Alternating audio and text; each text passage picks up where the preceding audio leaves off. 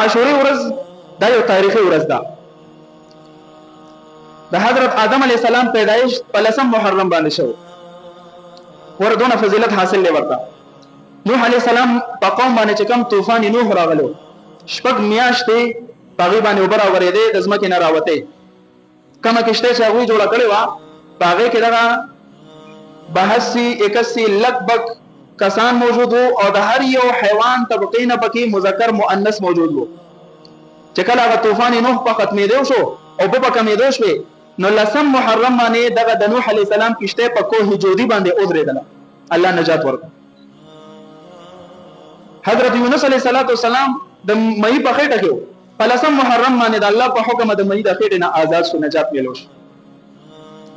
حضرت ابراهیم علیه السلام په ور کې چول شو، په 10 محرم باندې ابراهیم علیه السلام ته د ور نه نجات ملو شو. د حضرت یعقوب او د حضرت یوسف علیهم السلام په مابین کې ډېره طویله او اوږده جدایي وه. بیا چې کله ملاقات کې دوه ملاقات هم په 10 محرم باندې شو. په 10 محرم باندې د حضرت عیسی علیه السلام پیدایش شو. حضرت عیسی او حضرت ادریس علیه السلام په 10 محرم باندې اسمانونو ته ژوندې خېجول شو. او دا غونډه اهم ده چې په 10 محرم باندې خاندان نبوت د نبی کریم صلی الله علیه وسلم مبارک خاندان اهل بیت حضرت حسین رضی الله عنه سره د اهل بیتو په 10 محرم باندې په میدان کربلا کې شهیدان شو. جام شهادت نوش کړو، مقام شهادت حاصل کړو. یعنی دا خو د خفغان خبره د بدی جهت معنی چې د نبی علیہ السلام ټول خاندان په میدان کربلا کې شهیدان کړي شو، ظلم شو.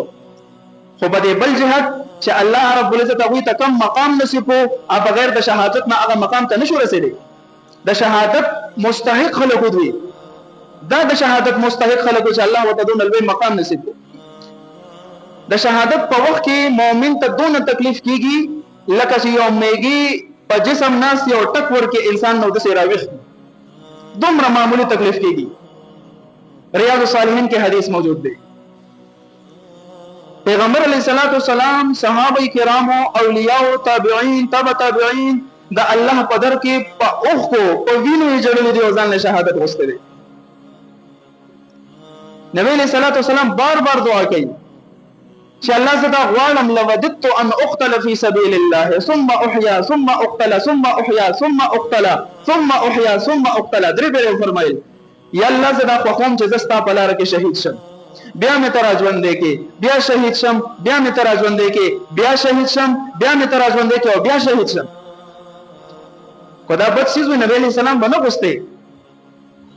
حضرت عمر رضی الله عنه په دعاګانو کې خصوصي دعا دا وا اللهم ارزقني شهادة في سبيلك، الله د مرګ د شهادت نصیب کړي. واجعل موتي في بلد رسولك، الله مرګ د شهادت د خپل محبوب په کلی کې نصیب کړي. نو په 1 محرم باندې د سحری په موس کې ابو لؤلؤ فیروز مجوسی آتش پرست د شیعاګانو امام ارو رسیدو او عمر رضی الله عنه باندې بوزدلانه وارو کو درستونه. زکه دا چا همت نو چې په عمر رضی الله عنه سره په میدان کې جنگیدل دي. د دې بوزدلانو سره شان سره هم دغه مناسب دي چې درستونه وارو کو. او دومره بوزدلان بیا خو پکار دا چې نور سره هم جنگیدل دي. صحابه صفونه کلک کل چې دا وسونه دي. او صحابه شپږ صحابه نورم په خنجر باندې وهلو چې پته ولګي د چوس د وته لار نشته، نو ځان په خنجر والو پاک کزې کې مردار شو، جهنم رسید شو.